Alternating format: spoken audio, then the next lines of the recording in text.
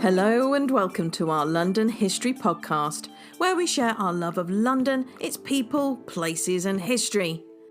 This podcast is designed for you to learn things about London that most Londoners don't even know, all in 20 minutes. I am your host, Hazel Baker, qualified London tour guide and CEO of LondonGuidedWalks.co.uk. Our walking tours are for those who love London and want to make the most of their time here, no matter whether it's for a weekend or a lifetime. We aim to deliver insightful and well-prepared London guided walks with genuine enthusiasm and professionalism. And in this podcast, we try and do exactly the same. If you enjoy what we do, then rate and review. You can become a patron for as little as £5. That's where we share additional videos of the interviews with you, plus lots of other unique content. You help us keep this podcast advert-free. Get that cup of tea, put your feet up, and enjoy. Today's guest is Enke Huang, Commercial Development Manager at the Foundling Museum. She's a cultural anthropologist and a Bloomsbury enthusiast. Frustrated by the lack of cultural information provided to Chinese travellers, she created a social enterprise project to produce fun, engaging and accessible content about London. Where did she start? Bloomsbury, of course. Over the past 2 years, she has written over 50 articles, gaining an audience of millions and probably making Bloomsbury a little bit more famous amongst Chinese readers. Welcome, Enke. Hello, Hazel. Nice to meet you and thanks for having me. It's lovely to have you today. We are talking about something that I absolutely love, which is literature. And that's not just exploring the authors and the storylines and the characters, but what I love is getting on a pair of shoes and exploring the streets that the writers lived in and wrote about. And Bloomsbury is a special place. Wouldn't you agree, Enke? Yeah, absolutely. It's my favourite place in London. And why is that? Mainly its diversity of heritage that it contains, and it's the literary hub. It's a home to Bloomsbury Publishing, the Bloomsbury Set, Charles Dickens, and it's the historical children's playground. It's the home to the Foundling Hospital, UK's first children's charity and public art gallery, and it's also the home to the first hospital for sick children, which is now the Great Ormond Street Hospital. Our first literary link to Bloomsbury is the Bloomsbury Set. In 1904, after the death of their father, the celebrated writer and critic Sir Leslie Stephen, the sisters Virginia and Vanessa moved from Kensington to Bloomsbury. 46 Gordon Square, their original Bloomsbury house, became a centre of artistic and intellectual activity.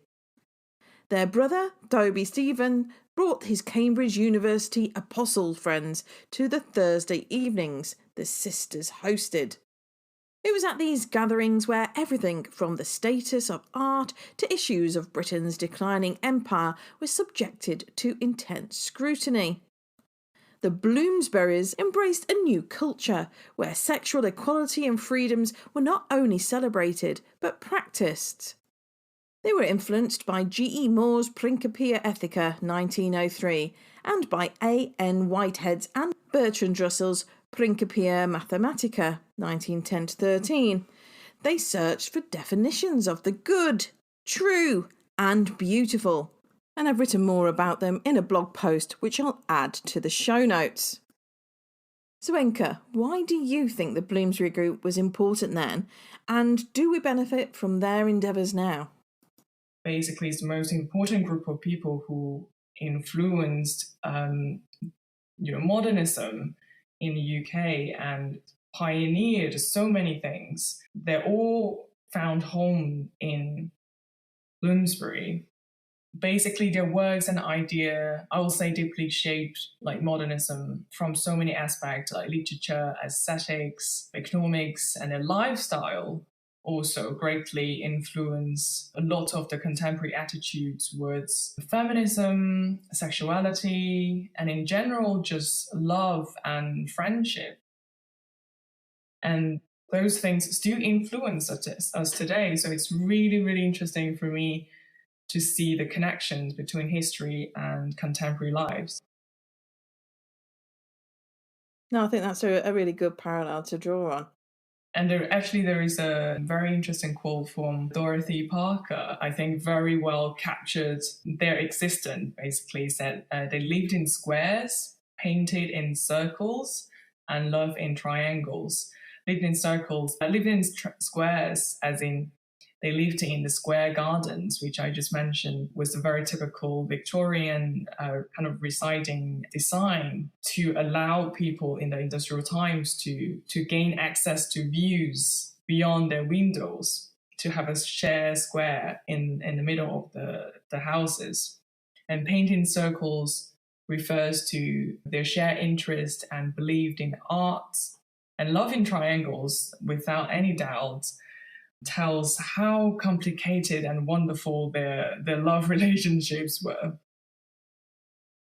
Yeah, and it's a bit of an odd time in history, really, because we're talking about 1907 to 1930. So you've got the First World War in there as well. This is just at the end, 1928, when women are getting the vote. So there are a lot of frictions and tensions, and I think they could taste the future, but they were living it as they saw it, which was a problem for some people, wasn't it?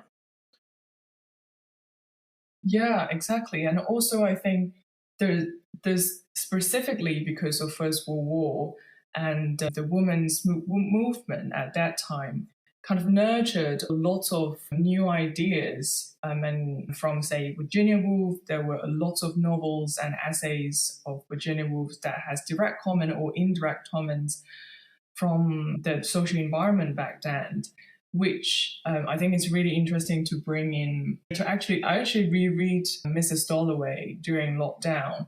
It's really, really interesting because for Virginia Woolf, she at that time was exactly experiencing a very similar social changes like now, the pandemic.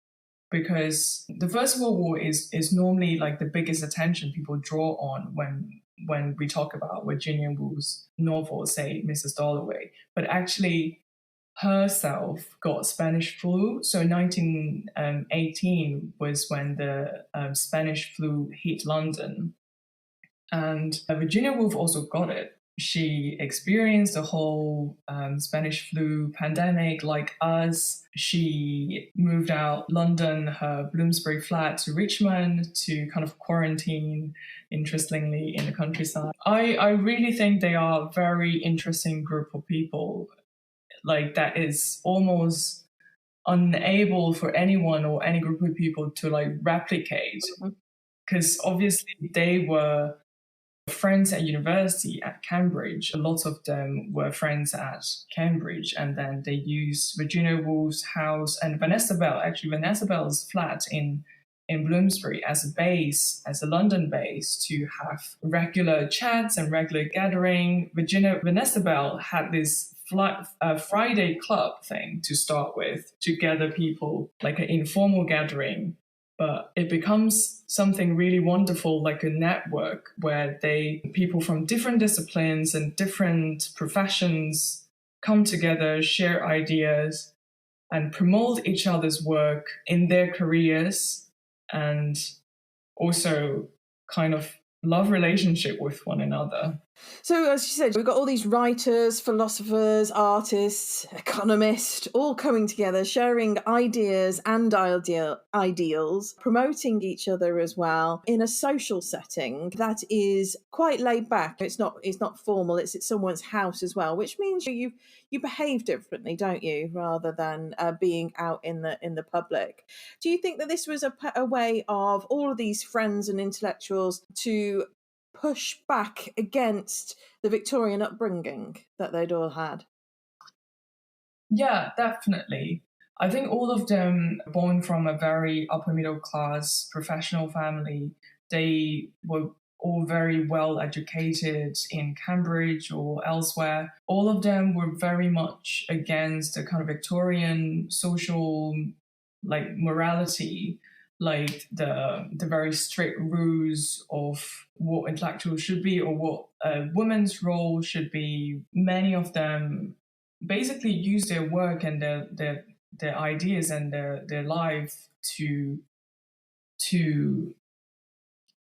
show they could break through. Say, Vanessa Bell is a very good example, I think. Comparing her with Virginia Woolf, I like to compare Virginia Woolf and Vanessa Bell because most of the time people's attentions are, or like critics' attention are all on Virginia Woolf because she's just so famous.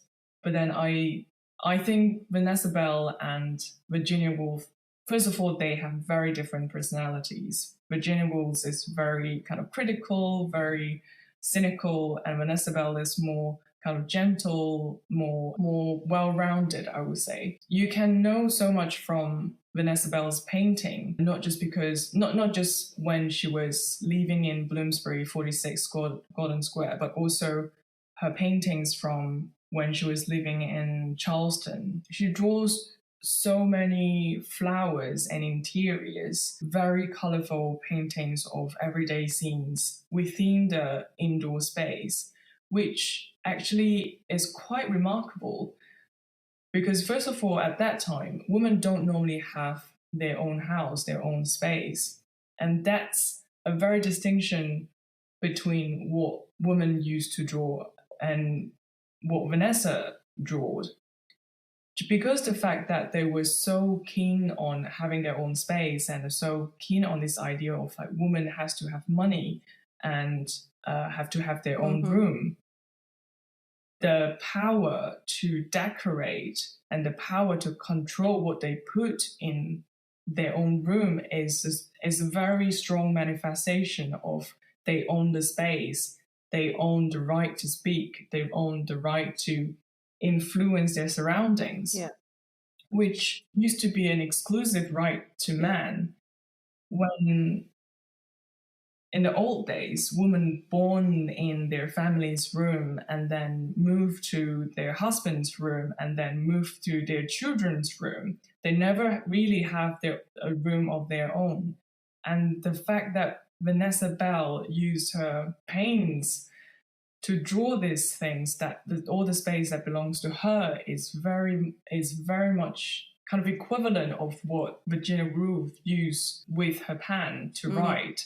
I think it's important having a room of your own. I'm lucky I've got that, which also means you have your intellectual time and your emotional time. You don't have to always be on for other people. You can be on or not for yourself.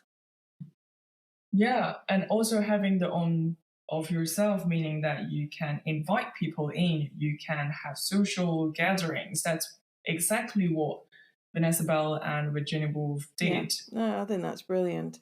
So you mentioned that you reread Mrs Dalloway during the pandemic. What are your favourite bits about that book, pulling in your knowledge about Bloomsbury? Mrs Dalloway captured one day in London, but not just a random day, but June in 1923, which is exactly 5 years after the First World War and 3 years after the Spanish flu. And here is a little excerpt.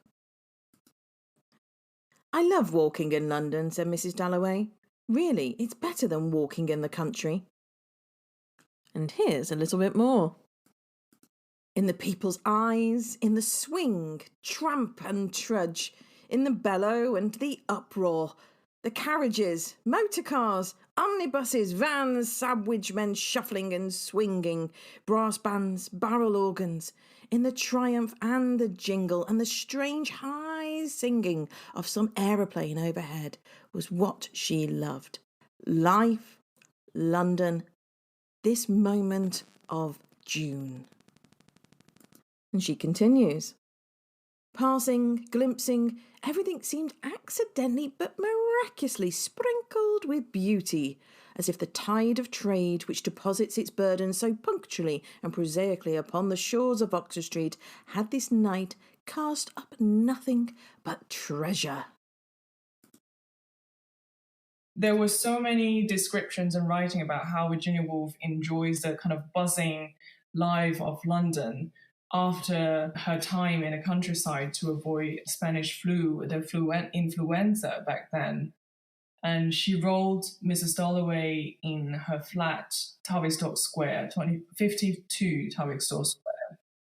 Interesting discovery, as I said. Like, I think the first time I read Mrs Dalloway when I was young, my focus was more on how she depicts life after the First World War. But then, because I was reading it in pandemic, and I actually find out this very, very subtle hint that she put as the background of Mrs Dalloway. She mentioned this. Mrs Dalloway has this illness that she doesn't speak about, and then he dropped, I think, just once or twice about she had influenza. She was actually impacted by the influenza. And that was a rediscovery of mine during my reading in the pandemic. And I think it brings a whole new perspective to me to kind of understand Virginia Woolf's intention in writing the story of Mrs Dalloway and the kind of parallel narrative between Mrs Dalloway and the soldier Septimus. Because obviously, I think she intends to put Mrs Dalloway as a survivor of the influenza and Septimus as a survivor of the First World War, and bring in this parallel of the ending, the death of the soldier and the survival of Mrs Dalloway, which is really, really interesting. And then I discovered that the reason why she was so kind of reluctant to give more attention to influenza was that because of First World War, people back then, a lot of writers or painters was actually quite reluctant to mention influenza because they think the First World War is a more important thing, a more social issues to focus on. So that's the reason why Virginia Woolf put very little mention of influenza in the novel. Good stuff. I think we've all learnt something today. Wonderful. Thank you, Enke. For everyone listening, don't forget I have an associated blog post for you to read a bit more about the Bloomsbury Set and Bloomsbury itself. So have a little look at that, and that'll be available in the show notes. Just go to londonguidedwalks.co.uk/podcast and click on episode 60. That's all for now. See you next week.